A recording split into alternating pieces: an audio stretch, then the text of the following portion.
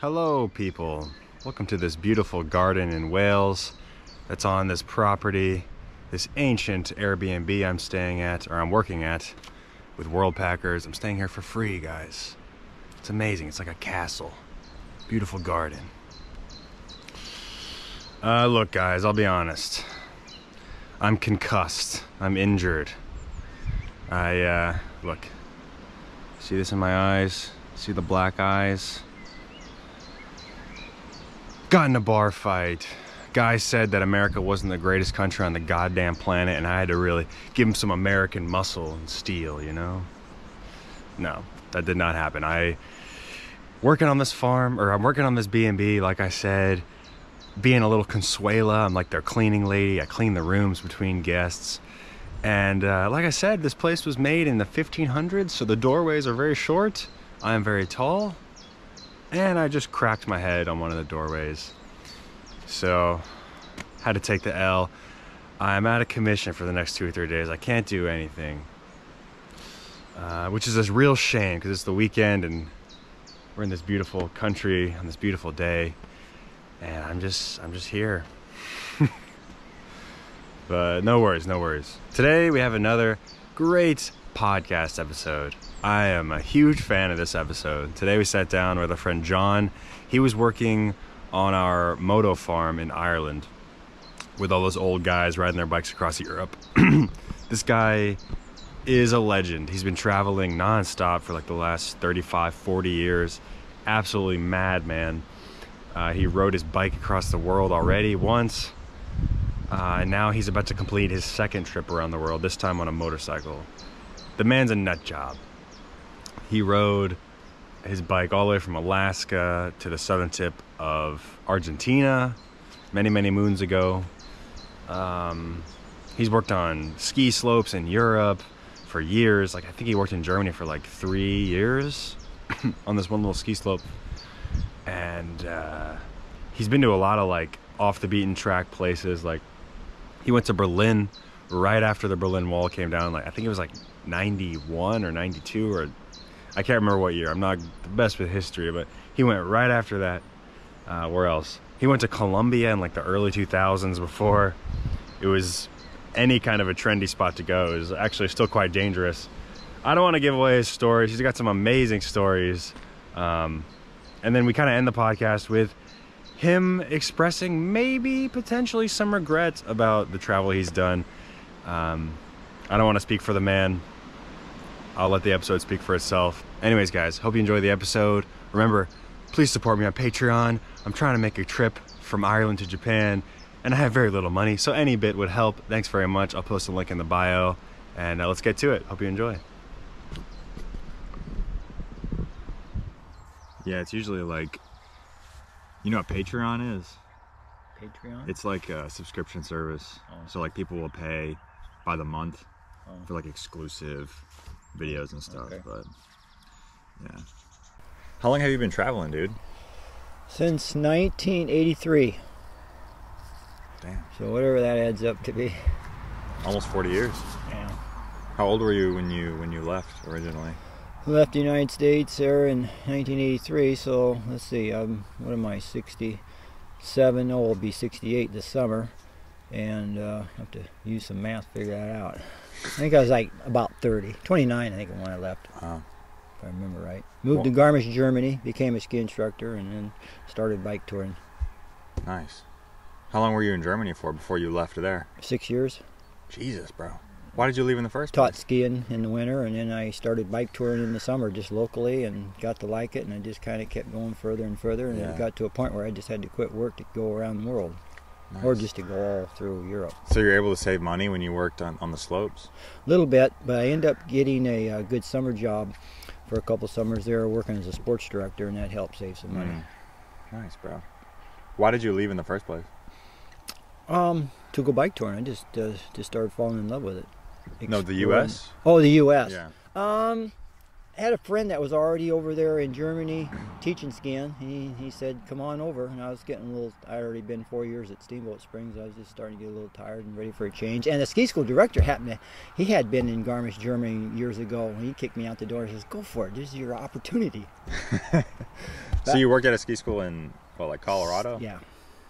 Okay. So you're just a ski bum already. Yeah. Yeah, I've been teaching off and on for 20 years. In fact, before the COVID hit, I was teaching skiing out in Tahoe area, Oh, geez. California. Nice. So that's how you like got on the road, was like, oh, I could just go teach skiing anywhere and go to Germany. Yeah. Because growing up in Nebraska, I never even been out of the state of Nebraska growing up the first 18 years until I got into college, and then sports started to get me traveling for games outside of the state. And then I took a class called Outdoor Winter Recreation, which included going snow skiing in Colorado for a week. And I thought, whoa, this is fun. Nice. So after I graduated from college and taught 2 years, I didn't like teaching indoors that much. I liked being outdoors. I thought, I'm going to move to Colorado and learn how to ski and become a ski instructor. Nice. Yeah, it's a big change from Nebraska, Colorado. Yeah, right. Huge. Jeez. And then I started meeting international people right there at the ski slopes and started learning about other parts of the world. Yeah. And that's what kind of opened my horizons. Because I've, even growing up, you read about Europe, well, that'd be a neat place to go visit, but I never envisioned it happening until I moved to Colorado. Yeah, especially, that was during the Cold War, right? So you Yeah. went to Germany like when half of it was still communist. Yeah. So it probably didn't- like not a... But I was a long ways away from the border, so it really didn't affect. But did people view Listen. Germany as like an international destination like they do now? Like now it's like a very luxurious. It kind of was in the expensive- 90s when I was back there. 80s, it was more, it was more for the local tourists. The Germans, the northern Germans would come down to Garmisch, Germany, because it was kind of tourist capital year-round for the snow skiing in the winter and mountain climbing, rock climbing in the summer, or Yeah. hiking. I heard the Germans are really active. Yeah, Yeah. especially down south. It's just funny. Like I feel like now, like it's kind of like a fashionable thing to travel long term. But I feel like back then, was it like still sought after? Kind of like It it was is now? kind of, yeah, even in the 80s, because Germany really pushes vacation. They get 4 weeks off a year, and their work week is shorter than ours. And Imagine that. they really encourage kids to get out and explore right after they graduate from high school. Between that and their college, this is their big opportunity. So they really encourage travel there. Yeah. So I meet a lot of the youth hostels are just full in the summer. with But I mean, kids. from the U.S., like, did you know people who were traveling abroad and like? Because now we have Instagram, you can see people like going abroad and like Yeah. doing this and that. No, and I didn't know much except for that one person that had already been in Garmisch that said, come on over, which was one of my best friends. And it's funny, on the airplane, I met 2-3 other guys that were going to Garmisch too. And so we just pulled together and tried to figure out how to get on the U-Bahn, didn't know a word of German to get down to Garmisch. It was an adventure. Oh my gosh. Jeez. And this Lee guy, I'm going to visit him now in Garmisch. He was one of my best friends. So You're going to visit him on this trip? yeah. Oh, damn, bro. So it's full going to be circle. a neat reunion. Yeah. In fact, it's such a neat clientele of people that have been in and out of there over the years. They have reunions like every couple of years now. Now, if it's just if I happen to hit a reunion where my kind of like classmates' time zone would be, but he lives there and he's like the head of the recreation department now. Nice. And this guy was a pothead when we were skiing, and they were like, oh, how many women they could have during the ski season. That was a competition with him and another guy, and we were in this we're in the old hospitals where they put us up at. And An there was old 4 hospital? Yeah, and the women stayed in the old mortuary. It's part of the Army, the U.S. Army base, because we taught for the American forces. Huh? Wait.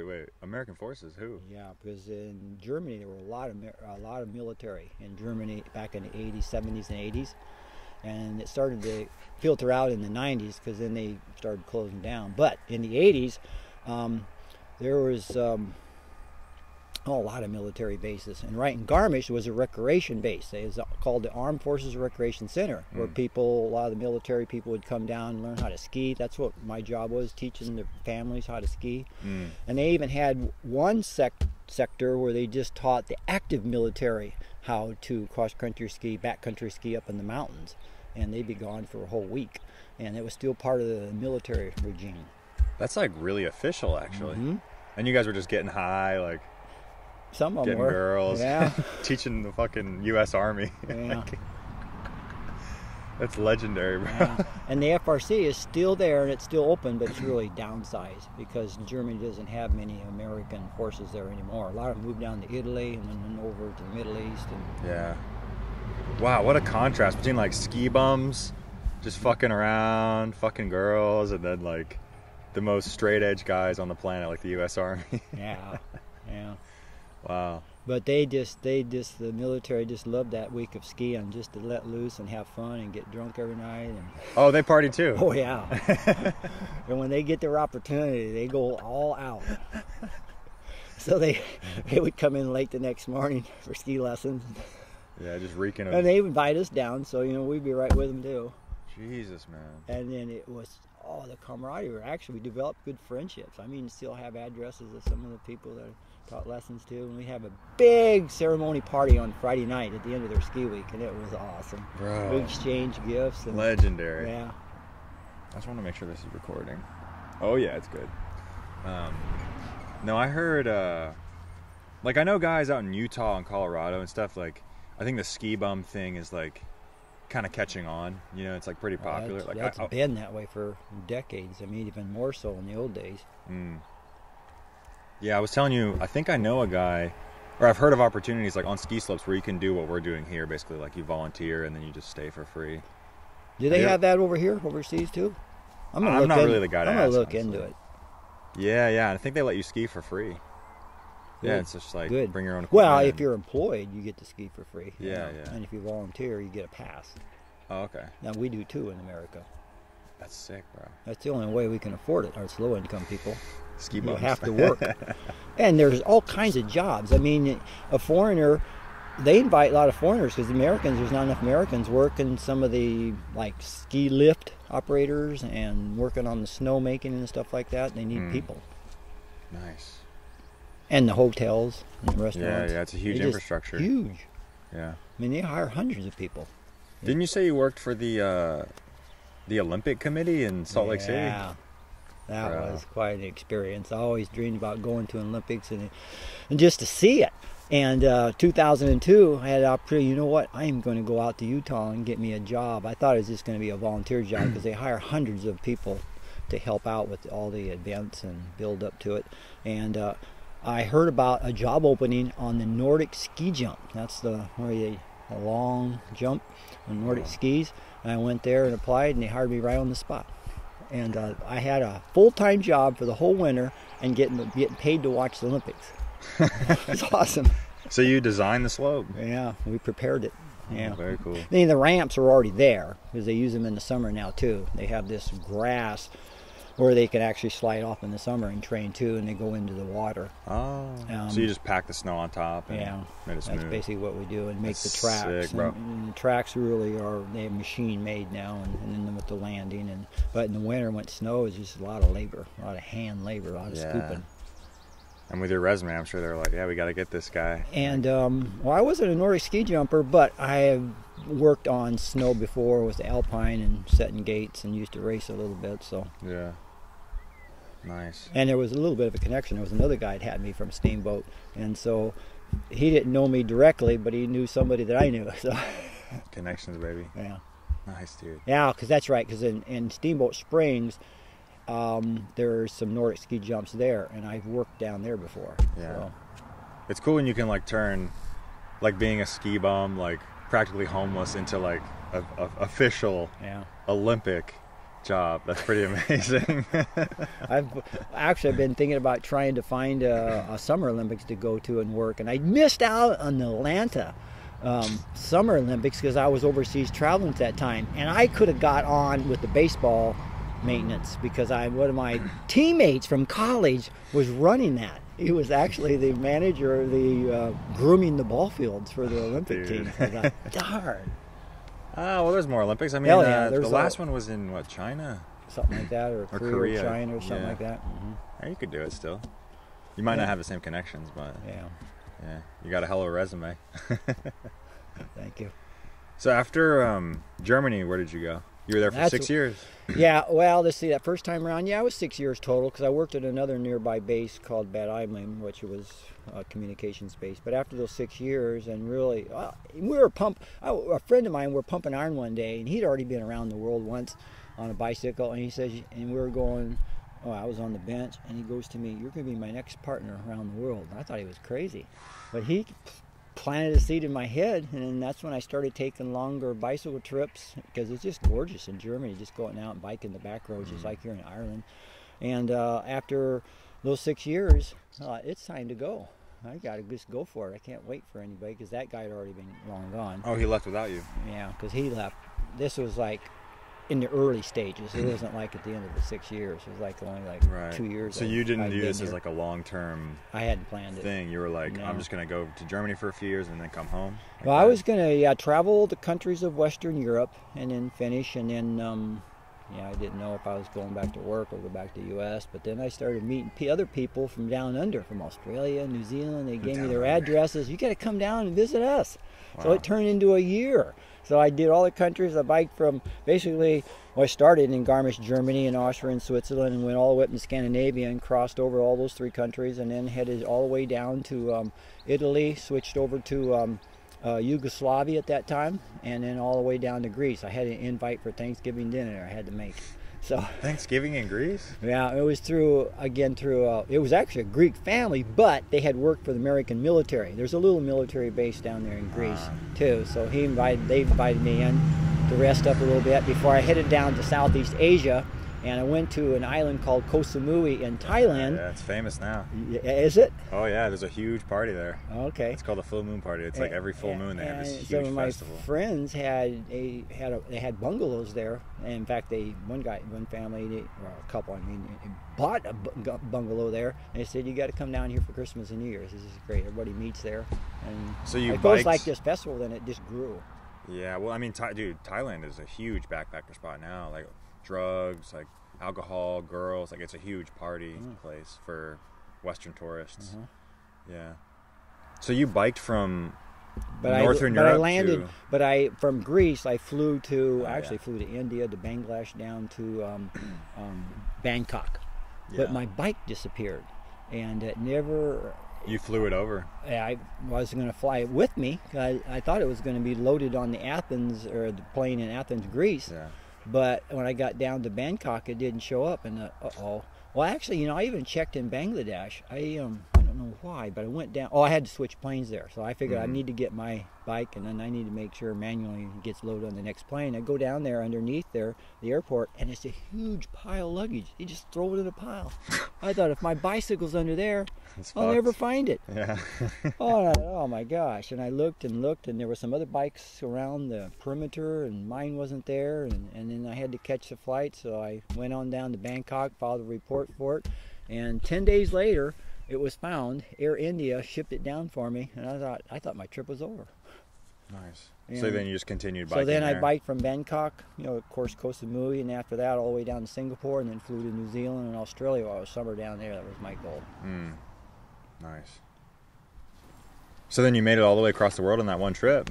Around the world, yeah. Then I hit some of the Pacific Islands on the way home, so I did kind of more of an east to west trip. Or Yeah. west to east And then what, trip. you took a flight to where? Like from the Pacific Islands, where'd you go? Back to did I fly? I flew into Los Angeles. I had friends there to stay with, and And then you biked home from there? yeah, back to Nebraska. But that was a nice ride, the Western U.S. Mhm. Because then you stop in the boring part of the country. You don't have to go through it. I hitched you know? a little bit too. I was tired, Oh, yeah. especially through the boring sections, Yeah. through the desert. I guess that's a good thing about having a bike. You can just hitch it. Yeah. Because on the motorcycle, bro, like yesterday I was out for like 10 hours and I was like, dude, I would do anything to just get off this fucking bike and lay down. And Yeah. But you And can't. then you can. I've done it a lot. Well, you have camping gear. Yeah. I don't. Oh, okay. Yeah, yeah. I thought you meant taking naps during the day. Yeah, I guess I could, but it was late, you know. And Uh-huh. I'm not trying to ride the bike at night, bro. Uh-huh. You know, Okay. I'm trying to keep it safe Yeah. while I'm still a newbie. Yeah. You know. Now the bicycle, it's in the old days it was pretty easy to hitch a ride, but today it's getting tougher because of liability. Truckers, they can't do it. You still try it? I haven't been biking much lately. I've been on a motorcycle, so Yeah. last 10 years. So I wonder if someone would pick you up with a motorcycle, like if it's broken down or something, like someone with a flatbed or. if they have a way to lift it up, and if they have the time, and if Yeah. they're not held liable, Yeah. And they're a good person. you basically have to hire a truck anymore. Yeah. And it gets expensive. Yeah. Because they used to be in the old days, they could jump ships too, get on a freighter and get across the That's ocean. sick, Don't have to bro. fly. Have you done that? Yeah. And man, there's been a couple of them, man, they wined and dined me. I got to sleep in the captain's quarters. I mean, What? whoa. How did you not find that? Not his personal quarters, but a bunk or a room next to it. And one I was just asking around and found, and another one a guy lined me up in New Zealand one time. That was family I was staying with. He knew some. Bro, that's so sick. I bet that would be kind of an intense journey though, because it's not made for passengers, No, right? It's just a bunch of freight and fucking Right, big yeah. shipping containers. But And... they were like excited to have someone different to talk to on board. Yeah. So I got quizzed a lot and a lot of questions. It was so much fun. It was just a hoot. What are those guys doing at night? Do they party or? They shipped. They work on ships, running the boat, and there's a lot of chores to do morning and night and meals and stuff. And You would help them like with chores and a stuff. little bit. One boat I did. The other one wouldn't let me do anything. You're our guest. Wow. You're like they treat me like a king. Where were those guys from? That one was where did I catch that one at? That was actually let's see, the other one was down in New Zealand. The other one was up here in Denmark to Scandinavia. That was just a short one, but So they're just it was European good. folks on there. Yeah, Nice. that was fun. Yeah, it sounds like an intense journey. I can't imagine it's very like nice. You know what I mean? I just imagine like Not on lots the of freighter. oil and like Yeah. dark corridors. See, that's and what fucking- happened when on a Columbia cargo boat going from Panama to Colombia. That was a mess. Oh my goodness. Yeah, tell me about that. You And- took your bike from Mexico to what? Yeah, I Central rode America? my motorcycle. I was on the motorcycle at that time. Rode from Alaska all the way down to as far as you could go in Panama down south, and then we did Argentina. across the Darien Gap, in Panama Oh, yeah. to Colombia to South America. So Central to South America, you get to get across that Darien Gap. You can't. Well, there's land, but you can't ride through there without getting shot with all the contraband and all the illegal drugs in there. Yeah, it's like deep Guerrillas, jungle too, yeah, right? and the guerrillas, and exactly deep jungle. You have to have a machete to chop your way through, and it's hard to get through there because it overgrows. So people have done it, but a lot of them don't make it. Oh shit. There's been some stories. Yeah, even today you can't do it. right. You have to freight it. Yeah. So originally, well, I hooked up with two other guys, Americans, and we were going to get on this sailboat, and we gave the guy money, and he had to do a little repair on the boat, so we gave him a little cash in advance. We figured we could trust this American guy, and but he ended up keeping our money. He took our passports because he needed to go get them stamped for us. We never saw him again. And the guy stole us blind. And we found out that his boat, he needed to rebuild the motor. He couldn't even get it out to bay, and so he disappeared. just like a so we had to prop. go. Luckily, there was a place, a consulate, or what do you call it, to go get new passports. It took 3 weeks to get our new passports, so we were stuck in Panama for an extra 3 weeks. And then we found this. Well, one of the guys spoke pretty good Spanish. So we found this Columbia cargo boat, contraband boat. They had bringing all the stuff down from Mexico and Central America, and they had all these old greasy engines down below where they put our bikes too, and some of them were up above too. We had to climb over them to even get to the bathrooms. Like at the end of the trip, we just threw our clothes away. It was a mess. Jesus and Christ. all these, all TVs and refrigerators and stoves and boxes. stuff. Just tax free. Yeah. You think there was drugs on the boat? We weren't aware of it. Yeah, it's probably for the better. And so, but they couldn't take us to the Cartagena port. They had to dump us out into the ocean on these little fintail boats, and they almost dropped the Canadian guy's bike in the water. Oh my God. Yeah, and if they drop it, he can't do shit. No. Like, who's he going to complain to? Right. You know? Yeah. So they whisked us ashore and unloaded. It was a thunderstorm too. It was a perfect movie setting too. It was thunder and the lightning and pouring down rain and. You said they just dropped you on the beach? Yeah, well, no, they was out on the ocean. They couldn't even go to the beach because they could get caught too Oh, easy. yeah, yeah. And they unloaded this stuff onto these little boats and brought it to shore with our motorcycles and everything. Which our motorcycles end up being last. They get all that other. There were trucks Yeah. coming coming and going real fast, and hundreds of little guys just real quickly unloading stuff, putting them in the trucks, Jesus. getting them out of there, and then when Hustling, bro. yeah, they were moving. And then it took like 20 of those guys to lift our bike out and set it in this little fintail boat. And which was tippy, and then to unload it onto the beach. Jesus Christ. And then we had to ride the beach, and there were down trees and branches, and then it At night, was like you 2 in the said? morning, 1 or 2 in the morning. We come upon this little town. We couldn't find anything open to stay, so we found this abandoned house that only had part of a roof on, and there was water down there. So like one guy had a hammock, so he just put his up, and I found some junk to put my tent up on, so I get out of the water, just to get a few hours of sleep. And then it finally quit raining in the morning, and we rode our bikes out of there and through the mud holes, and it was a mess. And our stuff was all soaked. And Jesus, probably in the middle of fucking nowhere, and too, then right? we came in illegally, so we went to the first small town consulate that we could find, and they couldn't do anything for us. They said, no, you got to go to, I think it was Cartagena. What did you tell them at the consulate? I'm trying to think what the guy says. Where do we get our passport stamped? So we're officially in. But what was your story, though, to the consulate? We couldn't do it there. I'm trying to think back to that. I'd have to think back that. But the story is we had to go to Cartagena, and they wanted to deport us, because we came in illegally. Yeah, of course. I mean, and what year was this? This was in 2003. Okay. So Columbia's Colombia's still not the greatest place at this point. And and so like one of my friends, there was 3 of us, and the one guy, he spoke good Spanish, so he sweet talked this lady and at least giving us a temporary, like a 1 or 2 week, and then we had to go to another province where we could get officially checked in. That was a close call. Yeah, thank God. I mean, because we could have got deported and sent us back to. If you're in a more like stable country, maybe they would have deported you. I'm sure Colombia had like bigger fish to fry at the time. Yeah, with all the guerrilla groups, Civil War and narcos. Right. Jesus. Yeah, that's like I told you I lived in Colombia for a little bit, and that's like the plus and minus of Colombia. Like, it's a good thing about Colombia, like you can just kind of sweet talk your way into places, but the bad part of that is like it's just not a very functional society. Right. It's a third world country. Yeah. Right. But it worked out for you. Sometimes money's a thing. You can bribe your way in and out. Bro. So, like, I mean, just for example with the motorcycle, like in Colombia, you don't have to show anything. You just show them your passport, show them a little money, and get whatever bike you want. But there's one Canadian. Well, it was a friend of a Canadian guy. His bike did get dropped in the ocean. It wasn't on our voyage, it was on a different one. Okay. And he couldn't get out of the country because it's stamped in our passport. We brought a motorcycle in, you have to take the motorcycle out. So he had to hire a crew to dive down to get the motorcycle, to pull it out, and then he had to crate it and ship it back to Canada. That was very expensive. They wouldn't let him out of the country. I wonder if you could just leave illegally, like just find a crossing and just, Yeah, and you don't never come back again. That's a possibility. Oh, yeah. Yeah, I'm sure there's people who've done that before. Yeah. I'm surprised he didn't do that, but I didn't talk to him directly, so it was just through another one of his friends. Have you crossed any other borders illegally? No. No? It's okay, I'm not a cop, you can tell me. Not illegally, no. Okay.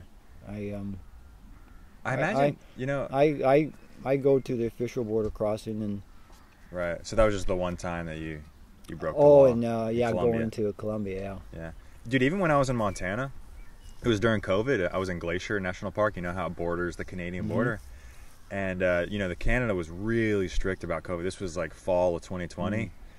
And so you can't get into Canada at the time of being an American. But there was actually an ex-national park ranger that told me about like all these crossings in Montana, just like little back roads you can just go to Canada. So yeah, going for a little ways, you can. I remember one time I went up there. It was like the second time that summer I went back into Canada, and I told the immigration officer, well, they ask you all these questions, and they asked me what your address is, and I told them I don't have an address. Well, they said, you can't come in then. Should have just made one up, So then I had to sweet talk him. Well, I was going to actually Horizons Unlimited motorcycle conference I wanted to go to. And so I'm part of that Facebook group. Yeah. Okay, so I had to talk him into letting me in, so I had, it took a little while. Yeah. For him to believe me. Those Canadians are kind of strict, bro. They don't, I feel like they discriminate against us They Americans. thought I was the one to move in there and get a job and stay. And I remember one time I was driving up, and to be fair, I was a single guy. I was in a little pickup truck, some middle of bumfuck nowhere border crossing from Washington to Canada. and they asked me all kinds of questions. They kicked the tires. They checked for weed, coke, everything. They went through my backpack. I had rolling papers in there. Like, what's the rolling papers for? They were so thorough. Wow. It was fucking terrifying. But yeah, those Canadians don't fuck around. Right. Yeah. So after you did your around the world trip, did you hang out in Nebraska for a while? Did you? Let's see, I went back. Yeah, I did for a little bit, and then I was actually going back to school to get a master's, and that kind of backfired because my father died. I had to go back and sell the farm, so I went back and taught skiing another winter, and then I ended up getting a job leading bicycle tours across country, and that was a fun job. Across the U.S.? Yeah, did that a couple summers. One was cross country, and another one, which was an awesome route. We started in the Grand Canyon and went up through 22 national parks up into Canada and down the West Coast. And that was a fun job. Jesus. Leading bicycle tour on and that. Camping? And camping most of the way. Yeah. Yeah. Well, we give the clients an option. If they want to camp where they can find hotels, we give them contacts. And some of them do that too. But then you camp no matter what, right? Yeah. Yeah. If there are hotels in the town that we... on our cross-country route, most of the time we stayed in schools using their gymnasium because the school is out, so then we'd hire their school. Oh, really? It worked good for the tour company. That worked really good for big groups because we usually had 200 to 300 bikers on that one, so we needed more bigger facilities. Now we stayed at some campgrounds if they were big enough, but the schools worked out good because if it was raining, you could use the gymnasium and people could just throw down their mat and a couple times with tornado warnings, they moved us all into the gymnasium. Wow. So, and with all the good showers, and it was easy to cook meals. And of course, the owner, he would hire a lot of the local groups to serve us a meal. So it was pretty cool. It's funny you say that because I did something sort of similar. I was on a cross country tour with a semi-professional marching band. I did that for a few summers, and then I ended up teaching. But we always stay at schools. You stay at like local high schools. If you're lucky, you get a university with like a nice, lots of nice facilities. But it is like being homeless, man. Just like one school to the next, and it's sleeping on the floor, and it's not glamorous. Yeah. But I guess you'd be used to that at that point. You were a vagabond for what? Yeah. Because when I started my bicycle tour there in Germany, man, I was sleeping out in the corn or out in the fields, the hay fields, and behind hay bales and ditches and stuff like that, just to keep the cost down. But then a lot of locals invited me, and I'd ask if I could just camp out back, like right here in their yard, and they'd, sure, come on in. I'd even help out on the farm a little bit, haul some bales. So what? You would just walk up, knock on their door, and say, "Can I stay in your yard?" Yeah, that's cool. And I found the easiest way to get in with people was just to pull out a map on a street corner on the highway and act lost, which I was half the time anyway, when it was windy roads. I mean, and they would stop. Hey, you need some help? We get to talking. Before I knew it, they were inviting me into their home. It's like, wow, this is cool. I bet a third of the time I stayed in private homes or camped in their backyard. A third of the time in campgrounds, and a third of the time free camped. So. Nice, dude. That's legendary. I guess, it probably happens a little less now because everyone's on their phone, right? Like you can be lost, but you're staring at your phone, so it looks like you're just on Facebook or whatever. That's a good idea. I need to get a map. That's a great fucking idea. That happened to me just a handful of times. I drove my I drove my car across the U.S. It took me 6 months. Like Atlanta, I kind of cut across the west, went to Portland, and then I made like an L from Portland to L.A. to Atlanta. And on the way, it was... in Montana, I met this family. Similar situation happened. I was like at some trivia night, and we just got to talking, and really friendly folks. And they're like, "Where are you staying tonight?" I said, "Oh, well, I don't really have a place. I'm just gonna pitch my tent in this field." And they let me stay in their yard, and it was their B&B. So then when they weren't there, which was most of the time, I could go in and use the shower, use the kitchen, which made all the difference, from eating fucking canned ravioli cold to bacon and eggs every morning. It makes all the difference, Yeah. And overseas, it's a lot easier to get invited in as being a foreigner, especially getting in an area where they never met an American, or maybe not too many Americans. I remember one time in France, I met. I was desperate for food. I went into this restaurant. It wasn't open, and these guys invited me into the bar, and I tried to get out my little translation book and explain to them I need food and not alcohol. Yeah. And And they just said, be patient, because they had the cook back there preparing me a 4-course meal. I couldn't believe it, and it all came out later. And I ended up partying all day and night with those guys, and I woke up the next morning in a home that had dirt floors. I was like, oh my gosh. These were in France, and it was a bunch of French guys. And the one guy was just a butcher, and he invited me into his home to stay overnight. And I wake up, and there's like dirt floors. Like some of the poorest people were the most hospitable. Oh, They never met an American, and it's like, oh my God, we were dancing on the tables that night. Oh my gosh! And it happened every once in a while, depending where I was at. Even at the campground one time, met this family from Holland. Yeah, the Netherlands, Holland, and I was going to be passing up through there. He said, "Oh, you got to look us up when you come up through there in August, and we'll throw you a birthday party." Wow. So, it's neat the people you meet along the way. We're in the States now. For me, when I went back to the States and traveling, I was kind of expecting more hospitality. Mm-hmm. It doesn't happen because I'm an American. Yeah, they're just used to you. I'm not unique. I'm not. I'm a foreigner. You got to get some face tats, make yourself unique. You know? I guess, and put on some foreign stickers, and start speaking a foreign language. Yeah, just just make up a language or something. Right. Yeah, because it's funny you say that, because like I've met like Australians, or like I used to live in Japan, and I met all these Japanese people, and they would say like, oh yeah, Americans are so friendly, and it's like, oh well, yeah, they're friendly to you because you're like a novelty, like you're interesting, you're different, but for Americans, they're just normal people, Of course, times are changing now with the media and the internet and the cell phones. They know how we live, so it's not as interesting and unique as it was back in the old days. Especially back in the 80s. Before all this. Yeah, see, I don't have perspective on that, but I feel like... Because even talking to the Irish now, it's like, sure, you strike up a conversation, but they're not asking me those questions like they would have 30 years ago. What were they asking you?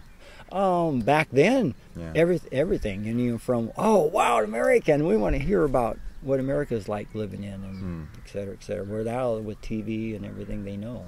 But I wonder if it makes it more interesting because like everyone knows American culture, so it's like the cool kind of culture. At least the countries I've been to, like Latin America and especially Japan, like American culture is very cool to them. Some of them, because we're like exporting it, and they can see what we're up to, and like especially in Africa, I found that out a lot there. Oh yeah, they're like, wow, America. Really? Yeah. With the music and of course, lots of things, food and business and etc. Yeah. So did you find when you were on the road that like the poorer people are usually more friendly? Yeah. Rich people are more closed. They didn't want people coming tracking into their nice homes, and even here in Ireland, like the people are friendly, right, especially to foreigners. But I found compared to other countries I've been to, like especially Colombia, people are so warm and friendly there. And I don't have experience traveling like you do, but I don't know, like I was in Cork City the other day on my motorcycle asking for directions at a stoplight. I see people do it, and it happens. Oh yeah. And I turn to this car, I'm like, how do I get to blah blah blah? And the lady is like, what? And I try to say it again, and she just like gives me a hand and just like pulls away. It's kind of disappointing. Because in the old days, that was very common. We didn't have cell phones. You had to go by a map. And I remember one time on a bicycle once in Germany, I ended up going because it was just like this. I didn't know what direction I was going, and the roads are so curvy, like Ireland. Yeah. I was going 10 miles in the wrong direction before I realized. And I have to stop often because you get out here in the country and there's not always marked at these intersections. Yeah. On the back roads. Yeah, nothing. Right. Just pavement. Right. So you went to Germany, you toured your bike around the world, you toured around the U.S., and then what'd you do after that? What year is it at this point? Well, like the bicycle tour was in 87, 88, and then I went back to Easter. Well, okay, when the wall went down in end of 91, I met a guy in the U.S. said, let's go bike Eastern Europe. And that was in 1992 in the spring. We flew into London. We took the ferry over to the mainland and started biking across Germany, heading towards Eastern Europe. And we lost each other one day. And as before cell phones, we couldn't find each other. And I mean, he was faster than me, so he'd always go ahead, but he'd wait at the entrance of the next town. I come to the next town there one day. It was only like the second or third day into the trip, and he wasn't there. So then I biked back looking for him, and the only thing we could figure out, we spent the rest of the day until dark looking for each other. We just never crossed paths. We must have been doing this. Yeah. And well, they say when you're lost, you're supposed to just stay put. Yeah, and maybe that's what each of us kind of made a mistake doing. But you found him. No, I never did find him again. We both went to the police trying to get a connection, and I stayed with a family at that town, and then went back to the police, and they had never heard from him. And so apparently it was different policemen, and then didn't get their connections. So we end up doing Eastern Europe on our own. So here I am by myself again. But I end up just, and he did the same thing. He did a lot of the similar route that I did, but we just never crossed paths. It was weird. But you must have found him at some point because you knew what he was up to. No, it didn't happen till like 1 or 2 years later when we met back at the ski area, because he was a fellow ski instructor, and we talked about it. How was that? Dude, I bet if that was me and I saw my friend, I'd be like, dude, where the fuck did you go? Yeah, exactly. And we still don't know exactly the reason why, but we just figured, he had taken a break in the woods, and I went right on by. I was probably not that far behind him, because usually he had time to go in the woods and come back, and he'd wait on the highway for me. Yeah. But he didn't leave his bike out there. That was supposed to be kind of the landmark, and I must have went past him, and then he went back looking for me, and then I went back out, and we were just doing one of these. Dude. That's all we can figure out. It's just a guess. Damn. Yeah, and you were in like not like the most, I guess, like that must have been like a mysterious part of the world at that time. You know, the Iron Curtain and like lots of secrecy. Yeah. And you're alone. As soon as I got across Western, got to Berlin, and going across, and the old wall was still there. It's just the gate was down, the highway's open to go through. And what a culture shock going from Western Europe to Eastern Europe. And there were parts you had to be real careful because of some of the gangs, or I don't know what they called them back mafia. then. Yeah, I had to watch out for in Eastern Europe, let alone in other countries over there too. And the roads, and it was just like going in a third world country. Wow. But when I did find some people that speak English, now there was the people that were educated were really excited because they could do free enterprise. But then the poor people who lost their jobs, they liked the old system better. They had consistent work and a little bit of food to survive on. Wow. But you noticed, like in general, there were poorer countries there. Oh boy. Because I mean, the Soviets took everything from those countries, right? They were robbing them blind the whole time. And so I went across Eastern Europe, went into Poland. I tried to get into Russia, but you still had to have an invitation to even get a visa to get in. I went to 3 border crossings, they wouldn't let me in. So I did a loop of Poland and went down to Hungary and Czechoslovakia at that time, and Romania, and then I went back to Garmisch, Germany, where I used to work. Yeah. And I went in to visit my friends, and they said, there was a guy here a couple weeks ago looking for you. Was it the... That was the guy that was going to be my partner. Because we never exchanged addresses or how to even really get a hold of each other if we did get lost, except that I mentioned to him at the end of my trip, I'm going to go back and visit Garmisch, Germany. That's the only thing he knew. So he must have finished before there you. Garmisch, yeah. Yeah. And I pull into Garmisch, Germany, and what was funny is my old sports director job was open. I ended up taking it and staying for 3 more years. Wow. So that was like your home base while you were kind of... Yeah. It's just gorgeous down there. It's right on the Austria border. The Bavarian Alps are just spectacular. Oh, gosh. Sights and mountain biking and hiking. Why did you decide to go to Eastern Europe? Because I feel like as an American, most sane, normal people would be like, oh, well, they probably don't like Westerners. They're probably hostile to Americans especially. Some were. I had to watch out in Poland even. I was advised by some people, if you go through here, don't stop for anybody, and hopefully you can outrun them, or put your bike in the back of a truck or something and get through certain areas, or change route. No, I've already done all the countries of Western Europe, so I was ready to explore Eastern Europe. Right. You just didn't care that it was potentially dangerous. Yeah. It wasn't. There were certain areas you had to watch out for, just like in Colombia or like in South America. It wasn't that bad though. Wow. It's just funny because I mean I wasn't alive. I was born in '93, right? So I was kind of like post all this stuff collapsing. But just from what I've seen, it seemed like there was a lot of propaganda, and like Americans were convinced that like these are the bad guys. You know, yeah, in the country they're hardworking, good people, just like here. Yeah. and near the cities, in the cities. I remember going through Berlin. I caught a holiday when I went through, so there was hardly any traffic, so it was fun riding through. And but again, when I got in the eastern side, I had to be keep an eye out there. There were people just hanging out, probably waiting to rob somebody. And Yeah. I was lucky I didn't get knocked down and stolen, but out in the country. It's so cool you were out there during that time. That's like very historic. Like it just opened up and like this huge half of a continent, basically. Right. I mean, I guess the only equivalent today would be like Venezuela or something, just like opening its Well, borders. in a way, it was kind of like Colombia, because when I was there in Colombia in 2003, when I arrived there, and they had 4 guerrilla groups still active, and in 2002, just a year prior, even the locals said they couldn't even get down through Colombia, down to the Ecuador border, without police escort.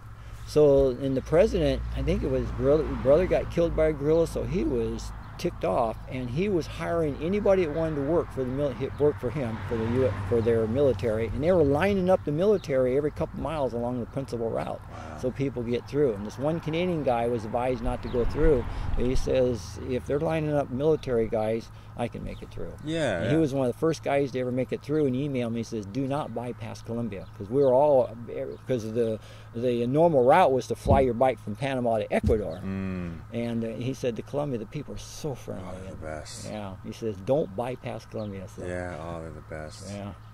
They're the greatest, man. Yeah. Wow. So have you done any similar tours, like a country is closed and then it opens, like Myanmar, or like I don't even know what. Oh well, Africa. When I was down there, I couldn't get into some of the. Angola was closed. When I got up to the Ethiopia border, actually I could have got in, but they advised me not to go. To where? Ethiopia. It was too dangerous to go through. There was some warfare going on in certain regions there. Yeah. Right. In fact, it was pretty close to Kenya, because some people were getting pushed over into Kenya, the good people. Jeez. But I was thinking about the tours. My motorcycle tour started in 2002, and I rode from actually Iowa up to Alaska, stayed over winter, and then got on the bike and rode all the way down to the end of the world in Ushuaia, Argentina. End of the road. And I did that for 2 years, 2003, 2004. I spent like a month in each country on the average, and took my time and ended up down there in December, the middle of their summer, and met up with a whole bunch of others, and it was a big party in the end of the road. You got some balls, dude. You did that on a bicycle? This was on a motorcycle. Oh, right, you said that. Started in 2002, and it was just awesome. It was a great trip. Why did you second best trip? Why did you switch from? What was your best trip? A bicycle tour around the world, because it was such an eye opener. It was my first trip, and I was actually one of my purposes was to do something on my own, because I grew up in team sports and I was always around other people. And I actually started off on that bike trip. I did start out with a couple partners, but we weren't going to stay together because they were only on it for a short time. But it was great to go on my own, just to do something on my own for a change and explore. And when you're on your own, it's easier to get in with the locals too. Oh yeah. Because then you're forced to learn their culture and language. Right, and you don't have someone like a buffer, like because if you're uncomfortable, if you have a partner, you're always talking to your partner and not reaching out to the locals as much. Yeah. When you're alone, right, you're just forced to reach out to the locals. Yeah, you want to get food, you want to get this and that, you have to. Especially if you don't speak the language. Yeah. So each country I go into, I learn 4 basic words to get started, and if like Poland, for example, or other countries, I don't have a translation book. I have written down all these words I need translated. As soon as I find somebody that speaks English, I have them translate it for me, so at least I can introduce myself. Yeah. Because when you try to speak their language, it's easier to get in. Of course. I mean, today it's changing now with the people wanting to practice English on us more and more, but back then. But I mean, either way, like, even if someone does speak English, I think knowing the language gets you brownie points. Yeah, especially out in the country. Yeah, and some of the older folks. People are just cooler if you try to speak it at least, you know? Yeah, especially the traditionalists. Yeah, and like you just have more unique experiences, you know? Like if you're in a city, you can get by okay with English, but like how different are cities really? You know, but like in a small town, well, I mean, the locals are speaking French or speaking their native language. So if you can get in with them, you know a little bit, it's a lot easier to get in with them. Yeah, exactly. I mean, I was told that down in Tanzania, because I'd spent 5-6 months there, and one guy says, "You need to learn Swahili." That's a tough one to learn though in a short time. Yeah, 5 months though, that's not that short, you know? Yeah, I mean, that's at that point you kind of do need to learn it, I think. Even, I mean, like when I moved to Japan, I was convinced, like, oh, I don't need English. Like, it's Japan, it's developed, people know English, but nah, bro. Like, Well, learning a few basic phrases. yeah. Yeah. Actually, So I did in Swahili, learned a few words. So, but most of them, they wanted to practice their English on me anyway. Yeah. It was kind of like it was in the old days with French and German. Yeah. Even living in Germany, I didn't speak German fluently because, and I worked with a lot of civilians that spoke German, but they wanted to practice their English on me, Yeah. even when I was working. Why did you switch from bike travel to motorcycle travel? It was that year of 2002. I was going to bike up to Alaska, and I was going to hook up with another guy, but he wasn't even back in the U.S. yet. So, and I couldn't find anybody to go with, and I wasn't going to bike all the way up through Canada on my own. Because Yeah. by the time you get there, it's already fall, going to winter. I wouldn't have time to enjoy Alaska. So I thought, you know what, I'm going to change it up. I'm going to buy a motorcycle and try something different. Just go faster. But thing is, I only could go 30 miles an hour because I was so used to going so slow. I kept missing. Oh man, I missed that. I got to turn around, and go back and look at it. Like your brain's not ready to process it. that Exactly, fast. not going that fast. Plus, I was new. It's the first time I've ever owned a motorcycle, so I was going slow to start out with. Of and course, yeah, learning you how can't to fuck run- around. Learn how to run the thing and avoiding the bears on the highway and camping along the way. Yeah. And yeah. So then I was able to get up to Alaska in a month. I was able to bike all the paved roads in Alaska for the Yeah. rest of the summer in another month. And, Oh, so you got a bike up in Alaska, like a Well, bicycle? no. Oh, you're saying I was you on the motorcycle. all on the motorcycle? Yeah. Yeah. How does it compare? Like, how much faster can you? Like, for example, Iowa. You said you started to Alaska. How long would that take you on a bicycle, and how long did it take you on a Phew. motorcycle? 3 to 3.5, well, a little over 3,000 miles. I mean, it would take all summer, 3 months to get up there on a bicycle, where the motorcycle is up there in a month and a half. Wow. So Yeah. But I feel like you're not taking in as much on the motorcycle. Like yesterday, I went on like exactly. a scenic ride around because here. it's noisy. It scares the animals away, so I miss a lot of sights. Well, also, like, you have less room for error on the motorcycle. You're going so much faster. If you hit a pothole, if you're looking at the fucking tree over here and there's a pothole. That's why like, I go slow. I'm going 25 to 30 miles an hour. Like You don't take highways 50 here? kilometers. Huh? You don't take highways here? Here? You talking about? Or Just when anywhere. I was, anywhere? Yeah. Oh, I'll take a highway or like a freeway if it's a boring stretch. Where Right. there's nothing to look at, then I can focus on the road. Yeah, But but I if mean, even I'm- on like the if smaller I'm- roads here, you can but go if I'm 80 going- kilometers. See, I don't. I go slow. Because People I just want to pass see you. the sights. Yeah. And if there's a car behind me, I try to move over as much as I can so they can get by. Or I'll wait to an intersection and I wave them by. I need to start doing that because yesterday I was on this ride, man, and I just feel like I was not taking stuff in. I was going way too fast. Yeah. You See, know? if I'm going like 30, 50 Ks, 30 miles an hour, I can look around, still peripheral vision, see the road okay. And I can see Yeah. all the sights and I can turn my head side to side. Yeah, exactly. That's the way I travel. Hmm. I Smart. never go over, hardly ever go over 80 kilometers or 50 miles an hour, and that's Really? on open highways. I'm not talking about not freeways, but like highways where the traffic's going 100 kilometers an hour. I mean, Yeah. I still don't go over 80. But I mean, even that in itself is kind of dangerous. Because sometimes like- there's stuff to see. Plus, I'm not wearing all these pads and everything. I don't want to go too fast. Of course, even 80, I'm going to get hurt going down anyway. Yeah, It doesn't yeah. matter. But I feel like I can see a lot better going 80 or less.